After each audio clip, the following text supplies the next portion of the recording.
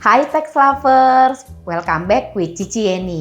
Nah, kita masuk nih ke topik yang sekarang lagi hot-hotnya jadi pembicaraan tentang apa tuh? Tentang peraturan PPh 21 tahun 2024. Oke, ini sesuai dengan PP nomor 58 tahun 2023 ya, Tax Lovers ya. Jadi apa sih yang berubah dari opini pribadinya Cici Yeni, dari pengalaman Cici Yeni sebagai Registered Tax Consultant?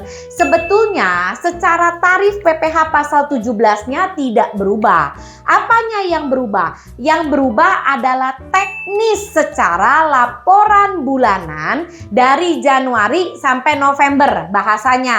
Atau kalau bahasa secara peraturannya adalah selain masa pajak terakhir. Ini penting, masa pajak terakhir bukan cuman berarti Desember. Enggak begitu. Masa pajak terakhir itu belum tentu Desember. Untuk karyawan yang bekerja sampai dengan Desember, yes, masa pajak terakhirnya Desember. Tapi untuk karyawan yang berhenti kerja ataupun karena satu dan lain hal masa kerjanya berakhir di tahun berjalan, maka masa pajak terakhirnya adalah masa pajak terakhir karyawan tersebut dibayar di perusahaan tersebut.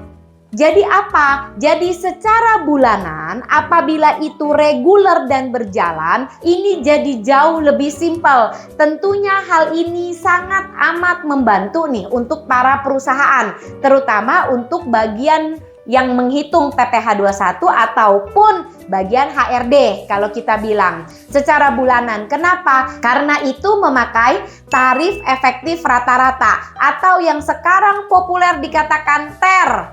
TER-nya berapa? TER-nya A, TER-nya B, atau TER-nya C?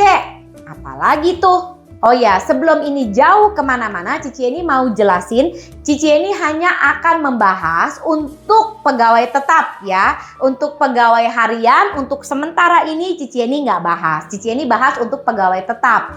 Oke, balik lagi. Jadi sebetulnya TER itu apa? Jadi sebetulnya apa aja sih yang berubah, yang harus saya perhatiin apa? Lalu ada kemungkinan nggak bisa lebih bayar? Lalu kalau kurang bayar bagaimana? Nah, lu mulai banyak nih pertanyaannya. Tenang, Cici Yeni will make it simple explanation untuk para tax loversnya Cici Yeni. Oke, Cici Yeni kasih guideline-nya ya. Jadi gimana nih mulai masa pajak Januari 2024? Ngitungnya kan beda Cici Yeni. Yes. Cara ngitungnya gimana? Cici Yeni kasih guideline-nya. Secara peraturan itu batasan kategori A, B, atau C yang kita tadi Cici Yeni ngomong TER A, TER B, TER C itu paling pertama nomor satu yang harus diperhatikan adalah status karyawannya. Status karyawannya. Status yang dimaksud di sini bukan status dia pegawai tetap kah, dia pegawai kontrak kah, dia pegawai harian kah,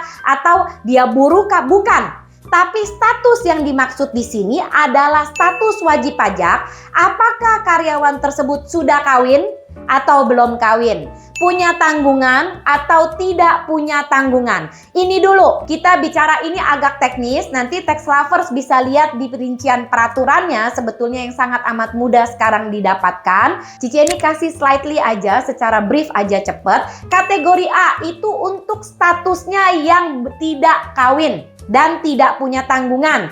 Itu masih A. Oke, yang kedua apa kategori A? Statusnya tidak kawin dan punya satu tanggungan. Ini masih masuk di kategori A. Sama apa? Kawin dan tidak punya tanggungan. Ini masuk di kategori A. Jadi kalau tax lovers sebagai HRD atau bagian yang menghitung PPh 21 di perusahaan, jadi ini masuk kategori A. Lalu yang kategori B. Kategori B itu adalah untuk tidak kawin punya 2 tanggungan, tidak kawin punya 3 tanggungan, kawin punya 1 tanggungan, dan kawin punya 2 tanggungan. 4 kondisi ya. Tadi kategori A 3 kondisi, kategori B 4 kondisi. Kalau kondisi statusnya seperti ini maka masuk kategori B. Lalu kategori C apa? Kategori C itu hanya 1 kondisi. Apa itu? Kawin punya 3 tanggungan. tanggungan itu belum tentu dan tidak mesti anak. Jadi Cici Yeni, apa yang beda kategori A, kategori B, kategori C? Secara tarif efektifnya itu sama. A, B, dan C mulai dari 0% sampai maksimum 34%. Yes, itu tarifnya sama. Lalu yang beda apa? Yang beda adalah income bracketnya. Starting income bracketnya itu berbeda. Penghasilan bruto bulanannya berbeda. Jadi ini yang penting yang menurut Cici Yeni harus tax lovers tahu. Oke, contohnya Cici Yeni make it simple. Bapak A ini sudah kawin dengan punya 1 anak. Maka dia masuk kategori apa? Dia masuk kategori B. Dia masuk kategori B. Baru setelah itu dilihat penghasilan bruto bulan tersebut berapa. Lalu dilihat deh tuh mulai dari 0% sampai 34%. Masuknya di mana? Maka pajak Bapak A di bulan tersebut adalah sebesar penghasilan bruto dikali dengan tarif efektif. Oke, lalu mungkin banyak ya di para tax lovers yang bilang, lalu biaya jabatan gimana? PTKP bagaimana? Nah, itu sebetulnya jelas dalam peraturannya tertulis bahwa pemerintah sudah memperhitungkan aspek-aspek tersebut. Bahasa gampangnya adalah selama wajib pajak itu bekerja secara full 1 tahun dari Januari sampai Desember dengan income bulanan yang fluktuatifnya tidak terlalu jauh, maka bisa dipastikan di masa Desember jumlah kurang bayarnya tidak akan banyak. Emang ada ya Cici Yeni income fluktuatif bulanannya tinggi? Bisa. Contohnya apa? Kalau tax lovers itu bagian marketing atau bagian sales, tentunya komisi tiap bulan itu akan fluktuatif. Nah, begitu itu fluktuatif, otomatis income bracketnya akan berbeda dan tarif efektifnya akan berbeda. Ini yang bisa mengakibatkan endingnya bisa terdapat selisih kurang bayar atau lebih bayar yang cukup jauh. Itu aja kira-kira yang Cici Yeni mau share tentang peraturan baru, karena menurut Cici Yeni itu yang penting. So, Cici Yeni ingatkan lagi, don't miss it. See you all my tax lovers on next topic. Bye.